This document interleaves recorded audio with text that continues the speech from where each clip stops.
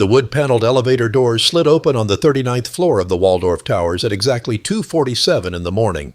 Charles Ross stepped out, lit cigar in hand, nodded to the night porter, and walked the quiet carpeted hallway to Suite 39C. The porter knew the name was fake. Everyone did. Charles Ross was really Salvatore Lucania, better known to every cop, prosecutor, and newspaper in America as Lucky Luciano, the most powerful gangster in the United States. But at the Waldorf Astoria, discretion was everything, especially when you greased the right palms. Luciano paid the desk clerk $200 every month in crisp bills, just to make sure nobody asked too many questions. For that price, he got something more valuable than silence. He got a warning system. And on this particular night in March of 1936, that system was about to save his life one more time. Inside Suite 39C, Meyer Lansky sat reviewing ledgers while Frank Costello poured whiskey from a crystal decanter that probably cost more than most Americans earned in a year. They were discussing numbers, always numbers. The prostitution business alone was bringing in thousands per week. Every girl in their network paid $10 for protection. With more than 200 working women across 40 brothels in Manhattan alone, that added up fast. But the operation called The Combination was getting sloppy. Too many girls talking. Too many madams cutting side deals. And now there was this prosecutor, Thomas Dewey, asking uncomfortable questions. Luciano crushed his cigar into a gold ashtray and told his friends what he'd been thinking for weeks. They might need to lay low for a while.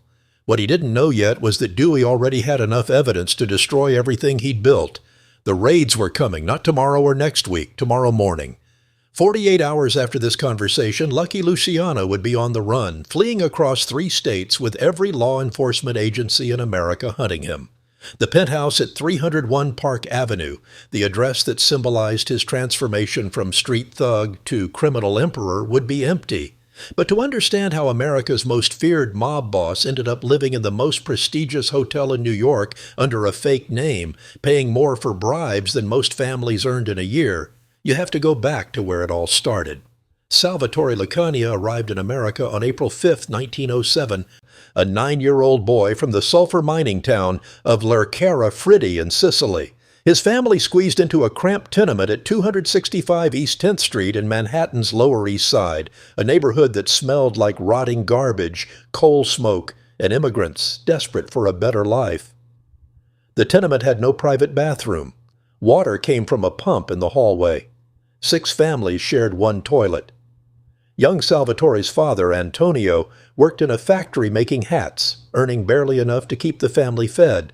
But Salvatore looked around at the legitimate world of low wages, back-breaking work, and dead-end futures, and decided there had to be a better way. By age 10, he was running errands for local criminals. By 12, he'd formed his own street gang. By 14, he joined the 5 Points Gang, the same organization that produced Al Capone. But where Capone relied on violence and intimidation, young Lucania had something more valuable. He had vision. He could see that the old-school Italian mobsters, with their ridiculous feuds and territorial disputes, were leaving money on the table. The real wealth came from organization, from thinking like a businessman instead of a thug. In those early years on the Lower East Side, Lucania met 2 people who would shape the rest of his criminal career. The first was Meyer Lansky, a skinny Jewish kid who tried to extort money from him. Instead of fighting, they became friends, recognizing in each other a rare combination of intelligence and ruthlessness. The second was Benjamin Siegel, a psychopathic enforcer with movie star looks, who would later earn the nickname Bugsy and hate every time someone said it. Together, Lucania, Lansky, and Siegel formed what they called the Bugs and Meyer Mob, handling enforcement for bootleggers during Prohibition. But Lucania wasn't content to be muscle.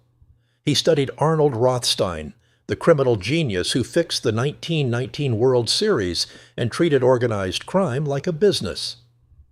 From Rothstein, Lucania learned how to hide money, how to bribe officials, and most importantly, how to stay several steps removed from the actual crimes.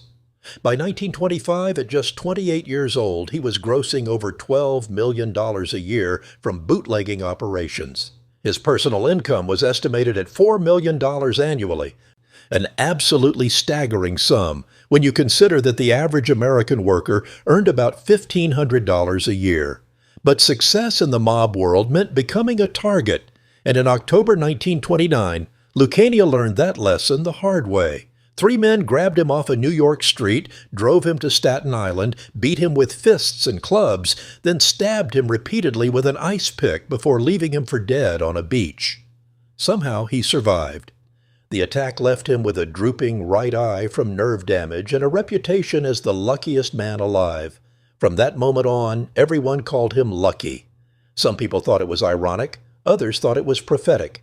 Either way, the name stuck, and so did Lucky's determination to never be vulnerable again. He returned to the streets angrier, smarter, and more ruthless than before. And he knew exactly what needed to happen next. The old guard had to go. In 1930 and 1931, New York's Italian underworld exploded into what historians call the Castellamarese War, a bloody conflict between 2 aging mob bosses, Joe Masseria and Salvatore Maranzano, both fighting for the title of boss of all bosses. Lucky saw the whole thing as obsolete nonsense. These men were living in the past, running criminal enterprises like feudal kingdoms instead of modern corporations. He decided to kill them both and restructure the entire American Mafia. On April 15, 1931, Lucky invited Joe Masseria to lunch at Nuova Villa Tamaro, a cozy little Coney Island restaurant where they could eat pasta and play cards without interruption. They sat for hours, laughing and gambling. Then, sometime around 3 in the afternoon, Lucky excused himself to use the restroom. The moment he disappeared through the door, 4 men walked into the restaurant. Albert Anastasia, Vito Genovese, Joe Adonis, and Bugsy Siegel.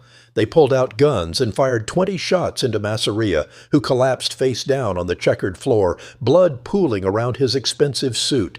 When police arrived, Lucky was still in the bathroom, claiming total ignorance.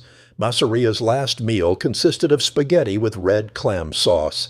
The playing cards were still scattered on the table. The ace of diamonds was clutched in the dead man's hand. With Masseria gone, Salvatore Maranzano declared himself the new boss of all bosses and began restructuring the mob families. But Maranzano made a fatal mistake. He started to believe his own propaganda, acting like a Caesar ruling the empire of crime. Lucky and his Jewish partners Lansky and Siegel knew Maranzano was planning to kill them. They simply moved faster. On September 10, 1931, just 5 months after the Masseria hit, Lucky sent 4 men disguised as federal agents to Maranzano's office at 230 Park Avenue. They walked in, flashed fake badges, and told Maranzano they were there to arrest him. Instead, they stabbed him 6 times and shot him 4 times for good measure. His secretary heard gunfire and ran from the office. The killers walked calmly to the elevator and left the building without anyone stopping them. In the span of 5 months, Lucky Luciano had orchestrated the murder of the 2 most powerful mafia leaders in America. And unlike them, he had no interest in being called boss of all bosses. That kind of title made you a target. Instead, he created something far more sophisticated. Later in 1931, Lucky convened a meeting in Chicago with mob bosses from across the country. He proposed something revolutionary, a commission that would function as the governing board for organized crime in America. Instead of constant wars over territory, the commission would divide up cities and industries, arbitrate disputes, and ensure that everyone made money. He split New York into 5 families, each with defined territories and leadership structures.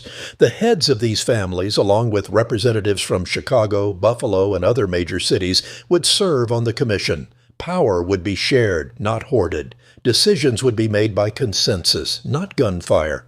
It was the single most important innovation in the history of American organized crime, and it made Lucky Luciano the de facto chairman. He didn't need to call himself boss of all bosses. Everyone knew who was in charge anyway. And with that kind of power and legitimacy, he needed an address that reflected his new status. Enter the Waldorf Astoria, or more specifically, the Waldorf Towers, the ultra-exclusive residential section of the hotel. When the massive Art Deco building opened in 1931 at 301 Park Avenue, it instantly became the most prestigious address in Manhattan. Herbert Hoover and every president after him stayed there. Foreign dignitaries, movie stars, industrial titans, all of them chose the Waldorf. The Towers section offered long-term residents private elevator access, personal service, and absolute discretion. For Lucky, it was perfect. He rented Suite 39C under the name Charles Ross, paying $800 a month in cash. That's the equivalent of about $17,000 in today's money, an enormous sum for a monthly rental. But Lucky didn't blink. He also immediately put the desk clerk on his payroll, handing over an extra $200 per month to ensure that any inquiries about Charles Ross would be met with polite confusion. The bribe paid off almost immediately. Whenever police came asking questions, the clerk would express complete ignorance of any gangsters in the building. And whenever he heard anything suspicious, like investigators making inquiries, a quiet phone call would reach Suite 39C, giving Lucky time to disappear. The penthouse itself became the nerve center of organized crime in America. Lucky lived there from 1931 to 1936, presiding over an empire that touched every major city in the United States. The suite had thick carpets, expensive furniture, a view of Park Avenue that stretched for miles. When Lucky stepped out of Suite 39C, he would descend in that wood-paneled private elevator, emerging into the Waldorf Astoria's grand lobby like any other wealthy resident. He wore tailored suits, smoked Cuban cigars, tipped generously. He looked like a successful businessman, which in a twisted way he was. The operation he ran was staggeringly sophisticated. The bootlegging business alone brought in millions, but Lucky had diversified. He controlled gambling rackets, labor unions, and an extensive prostitution network that stretched from Manhattan to Brooklyn to New Jersey. The prostitution operation was particularly lucrative and, as it turned out, particularly dangerous. They called it the combination, and it operated like any other corporate enterprise. Lucky and his partners identified madams running independent brothels and made them an offer they couldn't refuse. Join the combination or face violence and police harassment. Once inside the system, madams paid a weekly fee based on how many prostitutes worked for them. Each prostitute herself paid $10 per week for protection. In exchange, the combination promised bail money if arrested, medical care if injured, and protection from rival operations. It sounds almost benign until you realize what protection actually meant. The girls had no choice. Those who refused to pay faced brutal beatings. Those who tried to leave the business were hunted down. And those who talked to police often disappeared. By 1935, the combination controlled more than 40 brothels in New York City alone, generating tens of thousands of dollars in weekly revenue. The money flowed up through layers of middlemen, bookers, and enforcers, eventually reaching Lucky and his inner circle. From the comfort of Suite 39C at the Waldorf, Lucky could discuss prostitution revenues over breakfast and then head down to the hotel restaurant for lunch with legitimate businessmen who had no idea they were dining with America's most powerful criminal. But cracks were forming in the empire. The very success of the combination made it vulnerable. Too many people knew too much. Prostitutes talked to each other, madams kept records, bookers got arrested and looked for deals. And in Thomas Dewey, Lucky faced an adversary unlike any he'd encountered before. Dewey was a federal prosecutor with political ambitions and an absolute obsession with bringing down Lucky Luciano. He'd tried to prosecute Lucky for bootlegging, but couldn't make the charges stick. He'd tried to link him to murder, but witnesses mysteriously disappeared. So Dewey pivoted to something he thought would be easier: prostitution. It seemed almost laughable at first. The man who ran the American Mafia was going to be taken down for being a pimp? Lucky certainly laughed. But Dewey wasn't joking. He assigned a brilliant black female lawyer named Eunice Carter to build the case, and she saw what others had missed. If you raided all the brothels simultaneously, you could grab hundreds of witnesses before they had time to run or be intimidated. If you protected those witnesses in secure locations, some of them might actually testify. On February 1, 1936, Dewey executed his master plan. At precisely the same moment across New York City, police raided 80 brothels. They arrested over 160 prostitutes, dozens of madams, pimps, and enforcers. The operation was massive, coordinated, and devastating. Within hours, Dewey's team had enough evidence to indict Lucky Luciano and 12 of his associates. They knew about the $10 per week payments. They knew about the combination structure. They knew that Lucky was at the top. And they knew he was living at the Waldorf Astoria as Charles Ross. The desk clerk, despite his $200 monthly retainer, called Suite 39C the moment police left the lobby after asking questions. Lucky made a decision in seconds. He grabbed cash, made some calls, and disappeared into the night. He didn't go to another New York safe house. He didn't try to hide in New Jersey or Philadelphia. Instead, he ran to the one place he thought he'd be safe: Hot Springs, Arkansas. Hot Springs was a gangster's paradise, a small resort town in the Ozarks where corrupt local officials turned a blind eye to criminal activity as long as everyone behaved and spent money. Lucky checked into a modest house, kept a low profile, and waited for his lawyers to fix everything. But the fix wasn't coming. On April 1, 1936, Arkansas State Police, working with New York authorities, surrounded the house and arrested Lucky Luciano. The gangster who'd survived ice pick attacks, gang wars, and multiple murder investigations was taken into custody without a shot fired. Arkansas Attorney General Carl Bailey personally oversaw the arrest and refused a $50,000 bribe to let Lucky go. Within days, Lucky was extradited back to New York in handcuffs, his face splashed across every newspaper in America. The man who once moved through the Waldorf Astoria like royalty was now staring at a tiny jail cell and a prosecutor who wanted to bury him forever. The trial began on May 11, 1936, and it was the most sensational criminal case of the decade. 68 witnesses testified. 40 of them were prostitutes or former madams, women who'd spent years working in the combinations network. Dewey paraded them one by one through the courtroom, each telling stories of violence, coercion, and systematic exploitation. The star witness was a woman named Florence Brown, better known as Cokie Flo, a drug-addicted former madam who claimed she'd personally heard Lucky discussing prostitution operations. She testified that Lucky once told her he wanted to run his brothels like A&P stores, standardized and efficient. The testimony was devastating, not because it proved Lucky personally controlled every detail, but because it painted him as the kingpin of a massive criminal enterprise built on human suffering. Lucky's lawyers attacked the witnesses viciously, pointing out their criminal records, drug addictions, and suspicious timing. Several of the women had been held in protective custody for weeks, effectively imprisoned until they agreed to testify. But the jury, a specially selected blue ribbon panel, heard enough to convince them. On June 7, 1936, Lucky Luciano was found guilty on all 62 counts of compulsory prostitution. The courtroom erupted. Newspaper photographers fought for the best angle.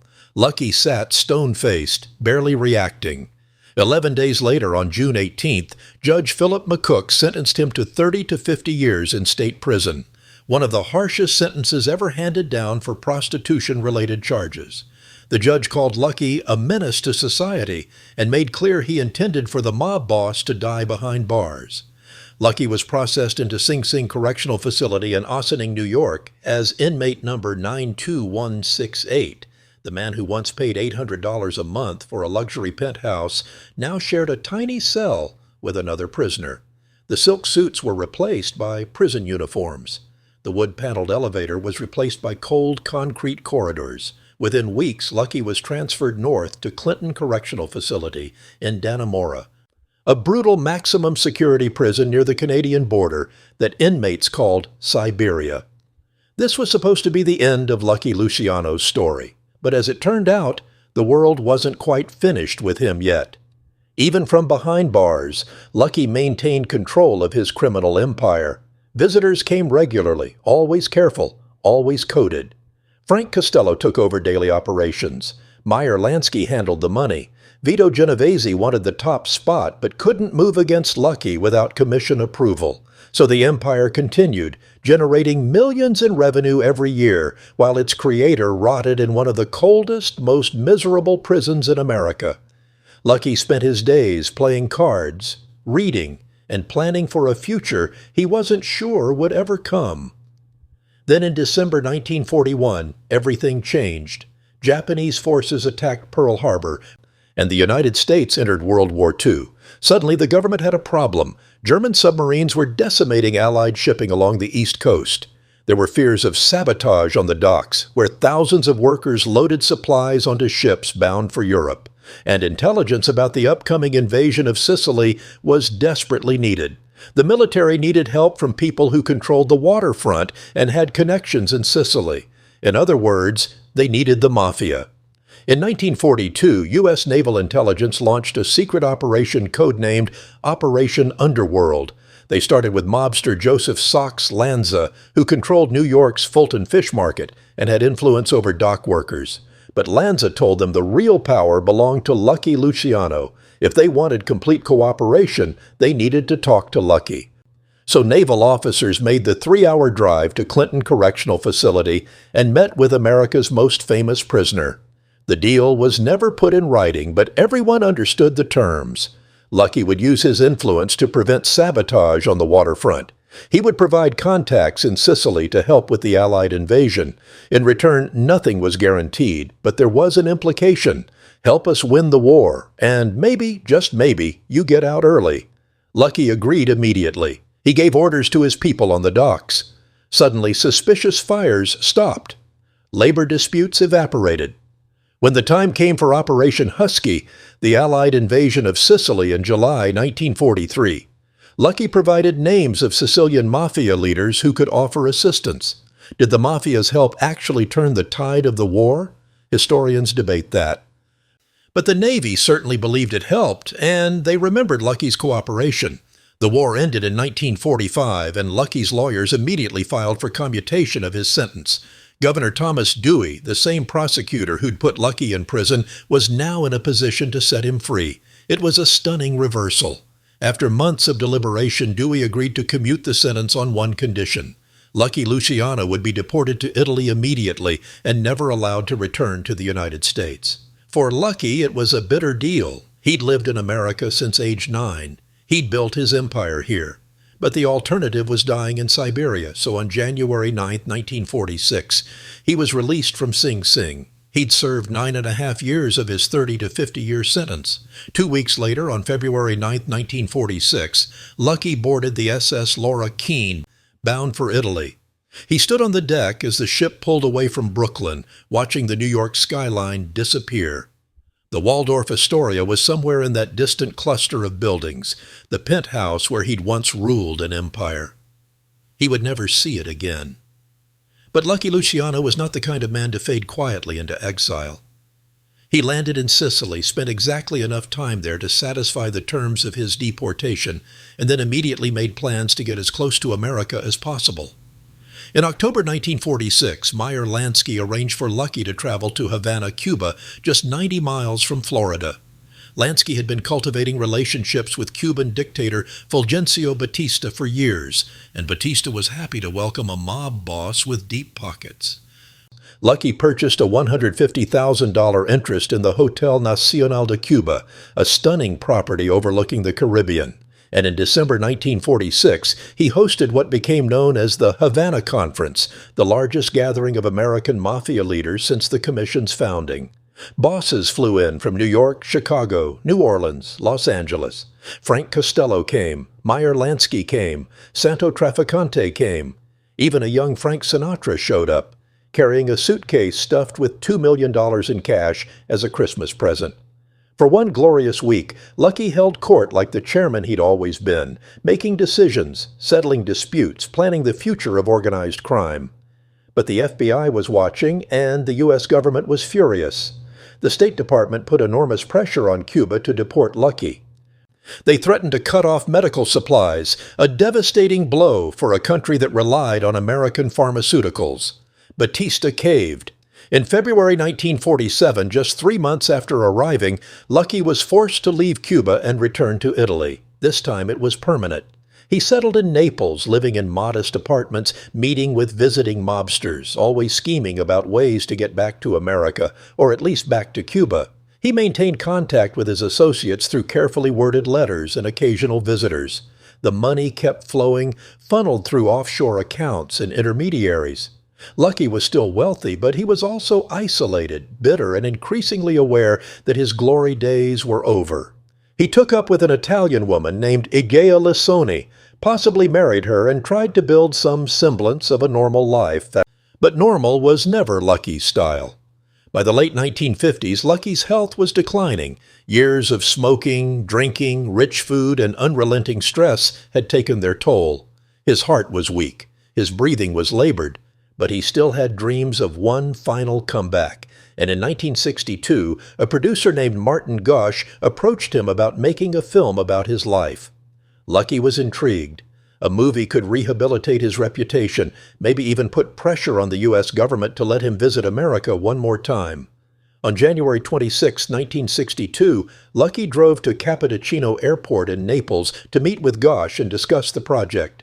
He walked through the terminal, probably thinking about scripts, actors, how the story would be told. Then, without warning, he collapsed. Witnesses said he clutched his chest and fell to the floor. By the time paramedics arrived, Salvatore Lucania, the man the world knew as Lucky Luciano, was dead. He was 64 years old. An autopsy confirmed a massive heart attack. Some people whispered about poison, about rival mobsters finishing what they'd started decades earlier, but the evidence suggested something simpler and sadder. Lucky's body had just given out. The irony was almost painful. Here was a man who'd survived gang wars, assassination attempts, brutal beatings, a decade in prison and permanent exile. He'd outlived most of his enemies and many of his friends. He'd created an organizational structure for crime that lasted for generations. And in the end, he died in an airport, far from home, waiting to meet a movie producer. His body was flown back to the United States, the only way he was ever going to return to America. He was buried in St. John Cemetery in Middle Village, Queens, in a family mausoleum that bore his original family name, Lucania. Despite being deported as an undesirable criminal, the U.S. government allowed his burial on American soil. Hundreds of people attended the funeral, though many of them were undercover FBI agents taking photographs of every mourner. His old partner, Meyer Lansky, came. Frank Costello came. Vito Genovese, who'd taken over Lucky's crime family, did not. The boss, who'd spent his life trying to avoid being boss of all bosses, was laid to rest in the city he'd ruled from a penthouse apartment he'd never officially owned. Today, the Waldorf Astoria still stands at 301 Park Avenue, though it's undergone massive renovations and converted many of its hotel rooms into luxury condominiums. Suite 39C likely still exists somewhere on that 39th floor, probably unrecognizable from Lucky's time, certainly worth far more than $800 a month. The hotel's management doesn't advertise the mob history, but true crime enthusiasts and mafia historians make pilgrimages there, standing in the grand lobby, imagining Lucky Luciano in his tailored suit, stepping into that wood-paneled elevator. The childhood home at 265 East 10th Street is also still standing, a nondescript tenement building that looks like 1,000 others in the Lower East Side. A plaque or historical marker might be appropriate, but then again, this is New York, and the city has never been particularly sentimental about its criminal past. The legacy of Lucky Luciano extends far beyond buildings and properties. The commission he created in 1931 operated for more than 50 years before successful federal prosecutions began to dismantle it in the 1980s. The five-family structure he designed still technically exists, though with vastly reduced power. The idea that organized crime should function like a corporation with defined territories, leadership structures, and conflict resolution mechanisms, that was Lucky's innovation, and it changed American crime forever. FBI Director J. Edgar Hoover spent years insisting there was no such thing as a national crime syndicate, that the Mafia was a myth invented by ethnic communities and sensationalist reporters. Lucky Luciano proved him wrong. There was a syndicate, it was national, and it was organized with the efficiency of any major business. The only difference was that its revenue came from illegal activities, and its enforcement mechanisms involved murder. The prostitution conviction that sent Lucky to prison remains controversial among historians and crime researchers. Many of the witnesses recanted their testimony after the trial, claiming they'd been coerced by prosecutors. Cokie Flo Brown, the star witness, later admitted she'd lied under oath, though by then it was too late to matter. Several of Lucky's contemporaries, including Meyer Lansky, insisted that Lucky never actually ran the prostitution operation, that he was set up by ambitious prosecutors who couldn't prove his involvement in more serious crimes. The truth, as always, is probably somewhere in the middle. Lucky almost certainly profited from prostitution, either directly or through his crime family. Whether he personally directed the combination's operations or simply took a cut of the profits while maintaining plausible deniability, we'll never know for certain. What we do know is that Thomas Dewey used the prostitution case as a vehicle to remove a dangerous criminal from society, and he succeeded. Whether the ends justified the means is a question for ethicists, not historians. The strangest chapter of Lucky's life might be Operation Underworld, his cooperation with the U.S. military during World War II. The idea that the American government would make deals with the Mafia to win a war is uncomfortable, but it happened. The details remain murky because the Navy allegedly destroyed most of the records immediately after the war ended. What we know comes from participant interviews, scattered documents, and second-hand accounts. Did Lucky's help actually matter? Did Mafia contacts in Sicily really make the invasion easier? Or was Operation Underworld mostly theater, a way for naval intelligence to look proactive while achieving very little? The debate continues. What's certain is that Lucky believed his cooperation would earn him freedom, and he was partially right. Thomas Dewey commuted his sentence, though the price was permanent exile. For a man who loved America, who'd built his empire in New York, who dreamed of dying in the city that made him, exile was its own kind of prison. In the end, what do we make of Suite 39C at the Waldorf Astoria and the man who lived there? It was a penthouse rented under a fake name, paid for with money extorted from bootleggers, prostitutes, gamblers, and union workers. It was a command center for organized crime, disguised as a luxury apartment. It represented the ultimate American irony. A criminal living in splendor at the nation's most prestigious address while destroying lives and corrupting institutions. Lucky Luciano was a monster, no question. He ordered murders, profited from human suffering, and corrupted everyone he touched. But he was also a visionary who saw that the future of crime required organization, discipline, and business acumen. He transformed the American Mafia from a collection of feuding street gangs into a sophisticated criminal enterprise that lasted for decades. And he did much of that transformation from a penthouse apartment where he paid the desk clerk to lie about his name. The Waldorf Astoria was more than Lucky Luciano's residence. It was a symbol of his ambition, his success, and his ultimate vulnerability. When he fled that apartment in March 1936, running from Thomas Dewey's impending arrest warrant, he left behind the one thing he'd spent his entire adult life trying to achieve: legitimacy. At the Waldorf, surrounded by legitimate businessmen, diplomats, and celebrities, Lucky could almost pretend he was one of them. But the pretending ended when the desk clerk he'd bribed for years made that final phone call. The police were coming. The apartment was compromised. The dream was over. Lucky never returned to Suite 39C, never descended that wood-paneled elevator again, never tipped the doorman or nodded to the night porter. The penthouse that had been the nerve center of American organized crime sat empty, later rented to someone who probably never knew its history, never imagined that the Commission's founding meetings happened in the living room, that the architect of modern American crime once stood at those windows, looking down at Park Avenue, counting his millions and planning his next move. When you stand outside the Waldorf Astoria today, looking up at those hundreds of windows, it's impossible to know which one was Suite 39C.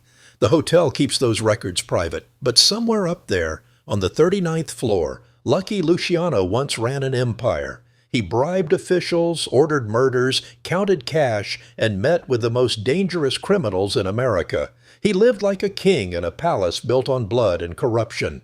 And when it all came crashing down, when Dewey finally cornered him and the jury found him guilty, and the judge sentenced him to 3 decades in prison, that penthouse apartment stood as the ultimate testament to the American gangster dream. You can rise from poverty to power. You can buy the finest clothes, rent the best apartments, bribe the most important officials. But in the end, the system catches up. The desk clerk's loyalty only goes so far. The elevator eventually stops, and the penthouse that seemed like a fortress becomes just another empty room in a hotel that's already forgotten you existed.